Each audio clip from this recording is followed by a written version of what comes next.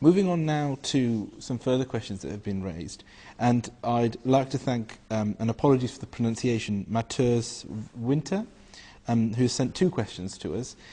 Thank you for your questions. The first of those is, do Muslims hate Jews? Very short question, and I hope an equally short answer. Well, belonging to a sect who has a motto, love for all, hatred for none, as the motto is for the Jamaat Ahmadiyya, this is certainly not correct that we hate Jews.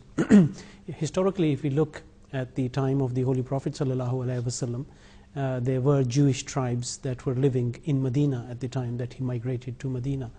And we know that when the Prophet ﷺ had migrated there was no hatred as such from the Muslims towards the Jews. And in fact, they used to come to him sometimes to have their disputes arbitrated by the Holy Prophet ﷺ.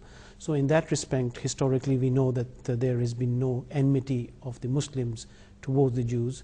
But if you look at it from a political angle, then you may see a different picture.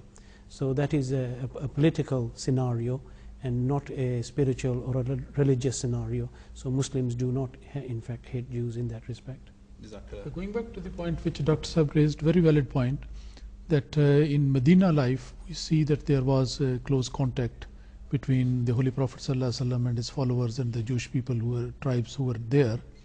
I think we can also bring to our minds the Pact of Medina that was settled between the Jewish people and the other local residents and the Holy Prophet ﷺ, and they were both the parties of the same agreement.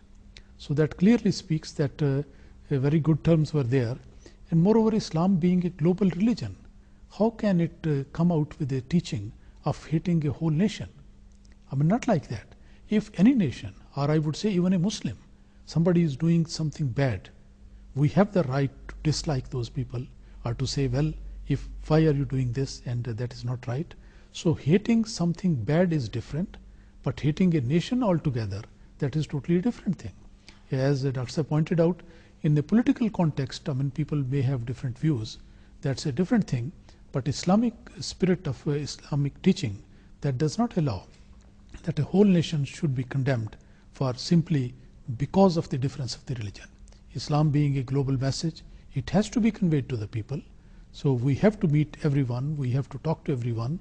Rather, we should try to get this message, go to all the people, wherever we are able to approach them and wherever we can convey the message. So that point should be kept in mind. It reflects what Dr. was saying in the beginning, of our motto of love for all, hatred for none. Jazakallah.